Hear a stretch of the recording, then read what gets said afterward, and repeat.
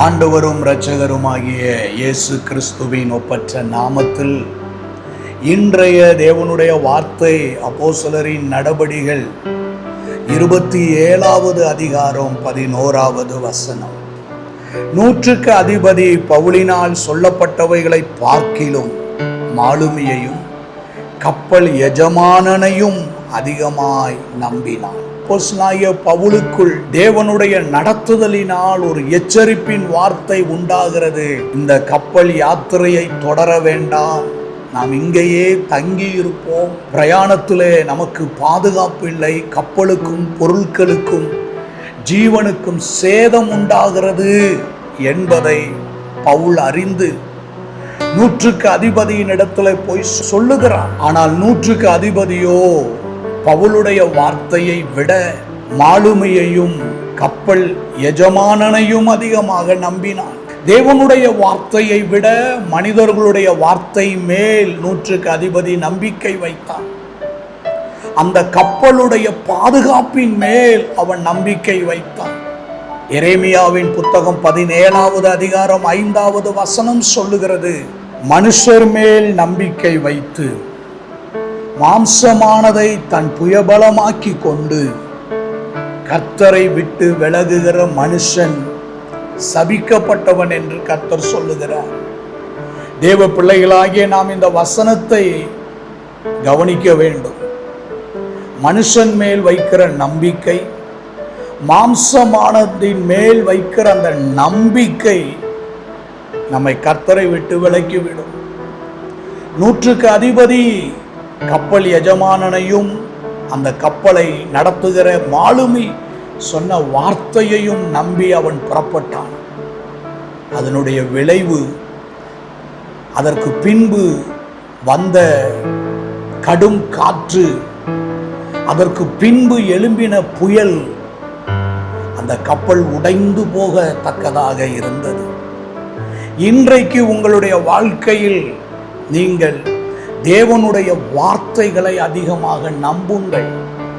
லூக்கா எழுதின சுவிசேஷம் 5வது அதிகாரத்திலே பேதுரு எனப்பட்ட மனிதன் முழுவதும் மீன் பிடிக்க பிரயாசப்பட்டு ஒன்றும் அகப்படாமல் வலைகளை அலசி கொண்டிருக்கும் பொழுது இயேசு கிறிஸ்துவை சந்திக்கிறான்.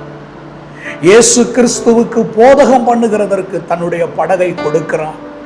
இயேசு போதகம் பண்ணி முடித்த பின்பு லூக்கா எழுதின சுவிசேஷம் 5வது அதிகாரம் 4வது வசனம், அவர் போதகம் பண்ணி முடித்த பின்பு சீமோனை நோக்கி ஆழத்திலே தள்ளி கொண்டு போய் மீன் பிடிக்கும்படி உங்கள் வலைகளை போடுங்கள் என்றார். இங்கு ஆண்டவர் ஒரு ஆலோசனை கொடுக்கிறார். ஆழத்திலே கொண்டு போய் போடுங்கள். 5வது வசனம், அதற்கு சீமோன், ஐயரே, முழுவதும் நாங்கள் பிரயாசப்பட்டும் ஒன்றாகிலும் அகப்படவில்லை, ஆகிலும் உம்முடைய வார்த்தையின்படியே வலைகளை போடுகிறேன் என்றான்.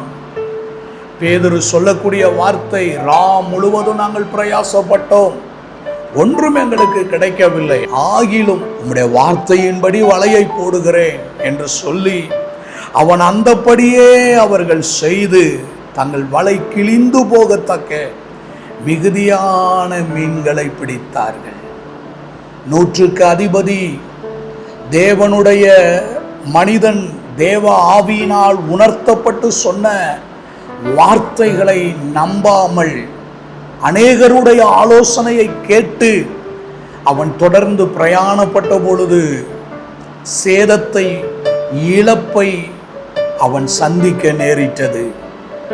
ஆனால் பேதுருவோ ஆண்டவராகிய இயேசு கிறிஸ்து சொன்ன வார்த்தையை அப்படியே நம்பி கீழ்ப்படிந்து அவன் செயல்பட்ட பொழுது தோல்வி அடைந்த இடத்துல, நஷ்டம் அடைந்த இடத்துல, உழைப்பு வீணான இடத்துல அவன் மிகுதியான மீன்களை பிடித்தான்.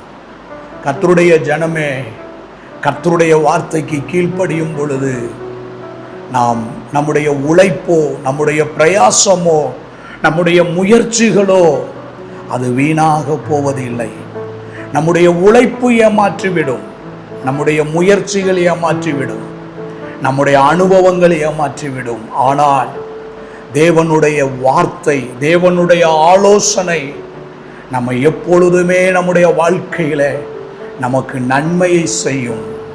நாம் எதிர்பார்த்ததற்கு மேலான நன்மையை செய்யும்.